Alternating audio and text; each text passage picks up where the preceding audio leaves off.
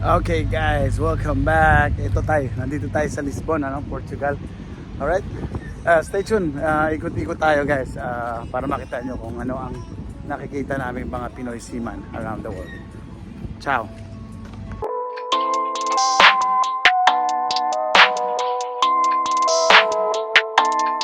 That's ISO. Rack it up, I got a bit of the bank to make me a safe house. Shake it up, shake it up. We are docked in Lisbon, Portugal. Oh, ganda rito oh. Ito park siya. So lumabas tayo after almost 1 month. Bali kasi pangatlong cruise ko na to. Tapos yung cruise namin is every 10 days. So ayan. So this is just right outside of the cruise terminal. Yan yung barko namin oh. Okay. Tapos lakad-lakad tayo. We'll take pictures and videos. So guys, this is one of the perks of working on a cruise ship. So pwede lumabas pag walang duty. So basically you would work 10 to 11 hours a day.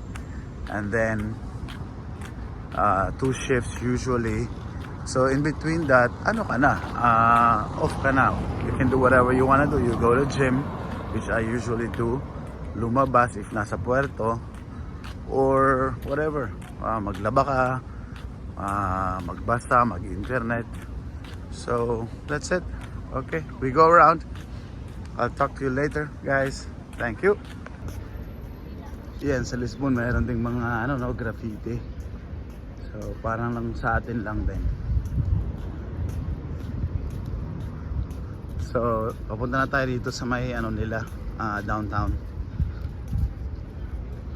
So nakapaglakad na ako ng about almost 10 minutes. So ito na yung downtown. Papasok na tayo. So marami tayong makikita rito, mga bistros, restaurants. Yan, mamaya magkakape tayo at maybe try some bread dito sa Lisbon. So ito yung railway ng train. So dito lang mismo sa town. Hindi siya kagaya sa atin na pwedeng tumawid dito.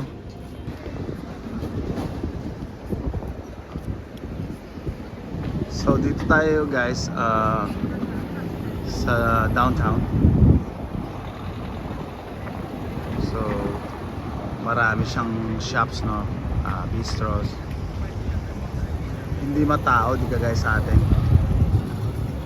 At saka yung weather is, although mainit siya, pero malamig yung hangin, I would say mga 16 to 18 degrees Celsius lang. Ito yung pinaka main street. Tsaka yung mga bahay dito is colorful. Ayan. So ikot-ikot pa tayo guys. Okay. So ito yung mga motor dito, X-Max. May nakita ko na PCX. Ayan, maraming turista dito guys. Kasi pinupuntahan talaga yung Lisbon. Ayan, PCX oh. Okay. So sari-sari yung kanilang mga means of transportations dito. May taxi, meron din ganyan. Meron din silang yung kagaya nung sa atin, ganyan oh. Yung tawag dyan, yung di kuryente. So obviously napakadaming kapehan. Kasi mga Europeans, they are known to love coffee so much. Lalo na yung mga Italians. So yung mga Portuguese, ganoon din. Okay. Alright, so yan. Yan, packet na yan dyan. Kasi mga buildings dito is on a hill. So since we are in the coastline, yung papunta dun sa mainland is pabundok na siya. malalaki mga bahay puntang uphill.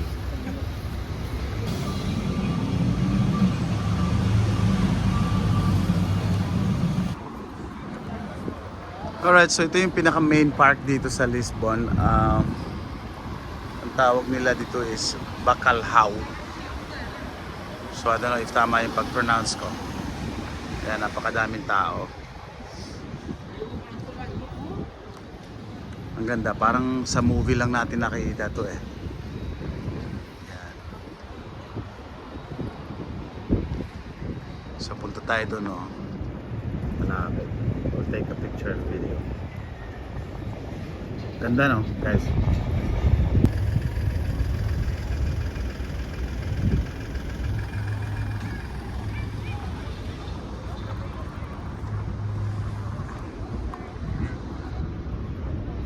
So along the coastline lang din siya. So this is one of the tourist spot. Laging pinupunta ng mga tao. Kaya mo yung klase-klaseng train nila tumatakbo every time sa main road. Wala sa ating ganyan. So ano pa inaantay nyo guys? Magtrabaho na kayo sa cruise ship. So if you have work experience sa restaurant, bar, or housekeeping sa atin sa mga hotels, then definitely you will have a big chance na makapag-work sa cruise ships. Marami sa ating mga agency, napakadami po. So huwag sayangin yung opportunity, no? So yan, ang ganda, oh. I don't know what is this, but pero yung parang World City yung kabila niyan.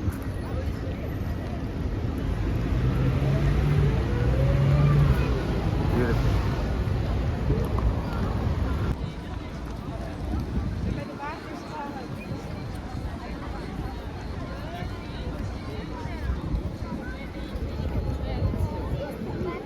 Ang dami ng tao, oh. So this is the center of Lisbon.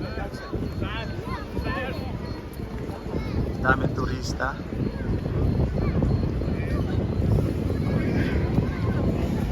So mga tao rito is coming from different parts of the world. Punta lang dito para makita yung Lisbon. While tayo libre lang, may sahod, tapos nakakapunta rito for free. O diba? Yung sinasabi ko, yung price ng free. Very nice.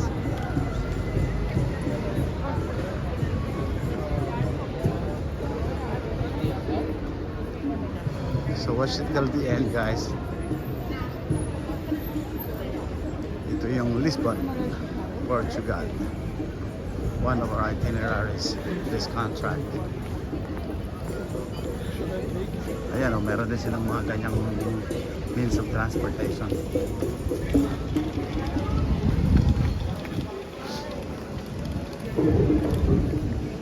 Main Street. Ayan, daming tao.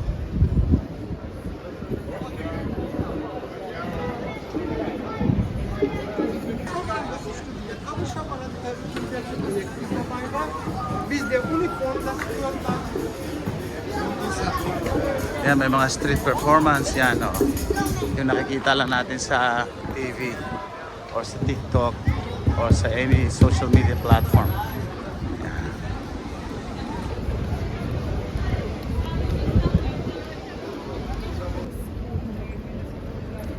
Yan guys, akala mo tunay na statua or bato, tao yan. So yan, kailangan magbigay ka lang ng kumbaga i-trace yung mga galaw, oh. Grabe.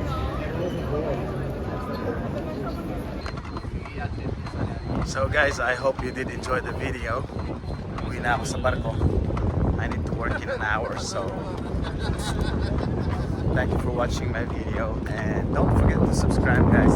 Every port magano tayo, kukuha tayo ng video for para magkaroon kayo ng idea on what's life on a cruise ship.